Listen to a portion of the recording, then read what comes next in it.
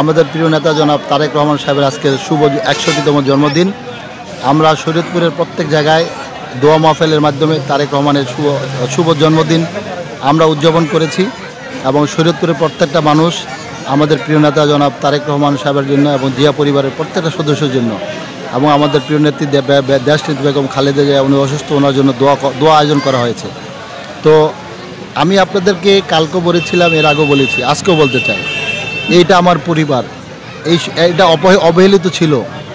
আপনারা সারা জেলায় যেইভাবে মানুষ একটা আশাহত অবস্থা ছিল, আমি কালকেও বলেছি, আজকেও বলতেছি, এখন সেখান থেকে মানুষ নতুন করে বেঁচে আশার আলো দেখছে বিদায় আজকে সব জায়গায় আনন্দের জোয়ার, শুধু আনন্দ আর আনন্দ।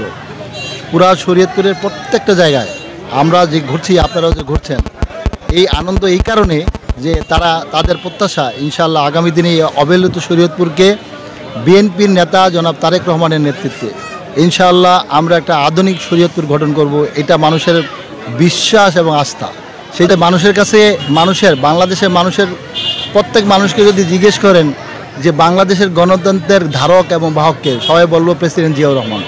সুতরাং যেহেতু এদেশে বাংলাদেশের গণতন্ত্র পুনরুদ্ধার করেছেন প্রেসিডেন্ট জিয়াউর রহমান, আর সেই দল হচ্ছে বিএনপি, সুতরাং এখানে বিএনপির কাছে মানুষ গণতন্ত্রের গ্যারান্টি চান না। কারণ কি, প্রমাণিত যে বিএনপি গণতান্ত্রিক দল, গণতন্ত্রকে বিশ্বাস করে।